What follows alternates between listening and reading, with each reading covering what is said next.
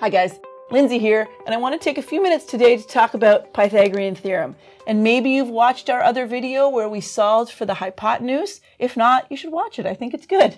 But what we're going to do today is we're actually going to take a look at what if we're not solving for the hypotenuse? What if we're looking for one of the other two sides? And just to recap on the hypotenuse, I'm going to call it H, so I don't have to write the word hypotenuse. And the hypotenuse is always the side directly across from the right angle. If you see what I've written up there, it says Pythagorean theorem can only be used for right triangles. A right angle, this little square guy, is a 90-degree angle. If your triangle doesn't have a right angle in it, it doesn't have a hypotenuse because you can't go across from a 90-degree angle that's not there. So this only works for a triangle with a right angle in it because it has a hypotenuse. So again, here's Pythagorean theorem. It's written lots of different ways. The reason I write it this way is because h squared equals a squared plus b squared. The h stands for hypotenuse, and it matters that the hypotenuse is by itself on one side of the equal sign, and then the other two sides are on the other side of the equal sign together. So I'm going to call this bottom guy a, and I'll call this b, although those are interchangeable, but the hypotenuse isn't. So let's take a look at if we actually have some information on this triangle. If my a value is, I'm just going to make these up here. Let's say that that's 15 meters.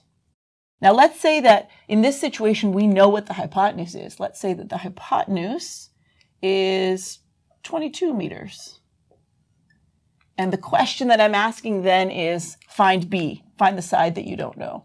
So let's take a look at Pythagorean theorem, and I'm going to write it down here again. So h squared equals a squared plus b squared. And then I'm going to plug in the values that I have. I have h. So the biggest mistake I see when I see students doing questions like this is they take the two sides that they know and they plug them in for a and b, and they leave this guy blank. You can't do that. If you have the hypotenuse, that side across from the right angle, it's got to go on one side of the equal sign by itself, which is what makes this question different from a question where we're finding the hypotenuse. So hypotenuse equals 22 meters. So where my h is, I'm going to write 22 with my squared above it. I decided that my a value was 15 meters, so 15 squared. And then my b value, I don't know it, so I'm just going to leave it as a b. So I've plugged my values in, and again, I've got to make sure I'm putting them in the right spots. If I have the hypotenuse, it's got to go where h is. So if I want to get b by itself, I need to move 15 squared to the other side of the equal sign. And since this b and 15 squared are separated by a plus sign, I can just move it to the other side. So 22 squared is going to stay on the left.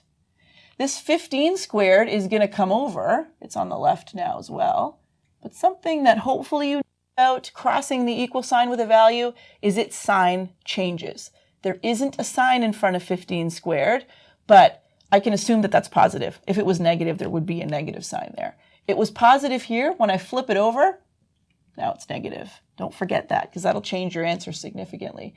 And then the b squared is sitting by itself. Now we're solving something pretty similar to what we were doing when we were solving for the hypotenuse. I need to get b by itself. It's on its own, but it has a squared above it. I'd love to get rid of that. And the way I'm going to do that is take the square root of b squared, and those two will cancel themselves out. But I've got to do the same thing to both sides of the equal sign. So I'm taking the square root of both. This square root and the squared are gone. So b is by itself, which was great. That's what we're looking for.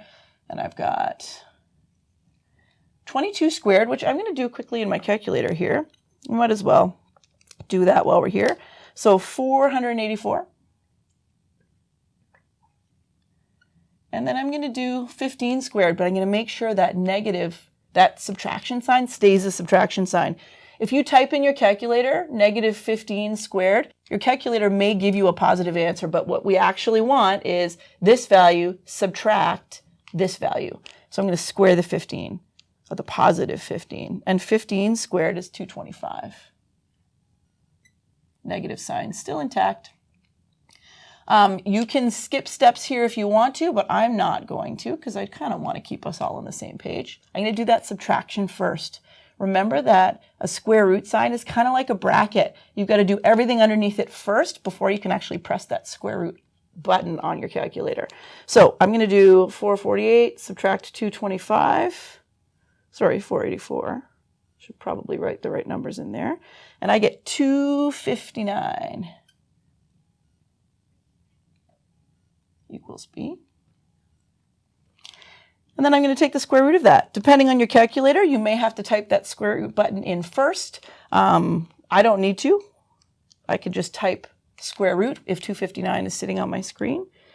And if I press equals, I'm getting 16.1 if I'm rounding to 1 decimal place. So 16.1 equals B. And that's in meters, which means this would be in meters too. I want to make sure that if you know the unit that something's measured in, include it, because 16.1 doesn't mean a whole lot. 16.1 meters, kilometers, they mean different things, so make sure the unit's there. Something we talked about in our last video that I'll mention again is the hypotenuse is the side directly across from the biggest angle, so it should actually always be the biggest side. 22 is bigger than 16.1, so that makes sense. It's kind of a good check for you. So what I'm going to do now is I am going to make myself some room here, and I'm going to come up with an application question for you to do on your own. Okay, so let's take a look at this application. This says that a rectangular foundation has one side that measures 36 feet and a diagonal that measures 50. So before we finish reading that, anytime you're doing an application question, if you can, it's always a good idea to draw a diagram. It makes it a little bit easier for you to understand what that question is asking. Sometimes a paragraph of information can be really intimidating. A diagram makes it a little bit easier on you. And also, if I'm your client, maybe that's intimidating to me, but if you can draw me a picture, I get a better understanding of what you're talking about. So diagrams are good. So there I have a rectangular foundation, and this says that one side has a measure of 36 feet and has a diagonal of 50 feet. A diagonal, now I could come from this side down that way or from this side the other way. They're both diagonals, and if this is a rectangle, they should be the same. I'm going to use this one though. So this is 50 feet. So there's our diagram, a little bit easier to understand now.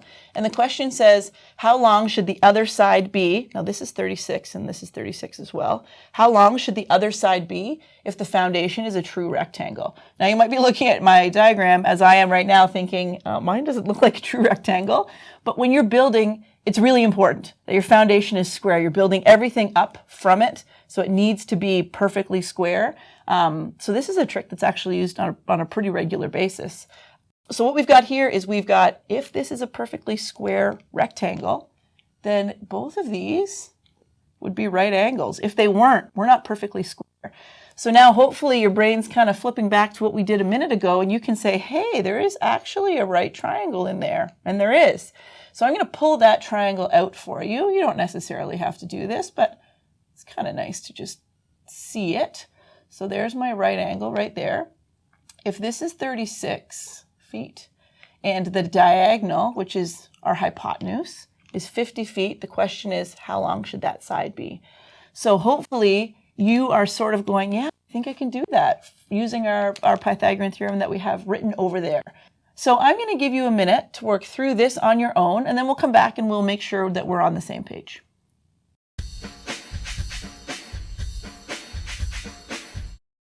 Okay, so hopefully you gave that a shot. Let's do it together, make sure we're on the same page. Pythagorean theorem right there. So I'm going to write that down.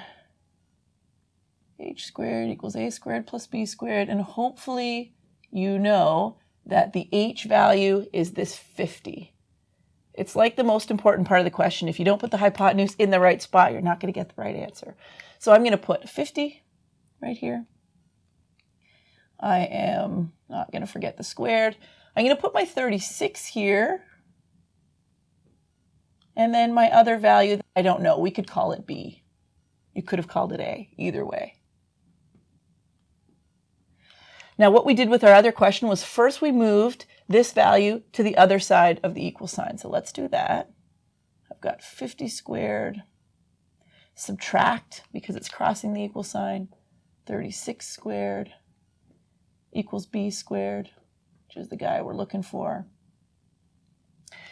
And then let's get rid of that squared by putting a square root over the other side. So the square root of 50 squared, subtract 36 squared equals b. By taking the square root of this side, we could get rid of that squared at the b. And then I'm going to do this in my calculator. If you can do it in your head, fantastic. I can't, so I'm going to do it in my calculator. So 50 squared is 2,500. I'm going to leave it under the square root sign. Don't forget that. Well, let's make sure you can actually see my square root sign there. So 2,500. This subtraction sign stays the subtraction sign. Now remember, don't do the square root of negative 36 because that'll flip to a positive, and that negative is important to the question. So 36 squared is 1,296, which equals b. Oh, my marker's having a hard time here. So my b value, I'll find if I first take 2,500 and subtract 1,296. So hopefully you got 1,204, and that's the number I'm going to take the square root of. So I'm going to put my square root button on there. And I'm getting 34.7 rounded. And these were in feet, so this would be in feet as well.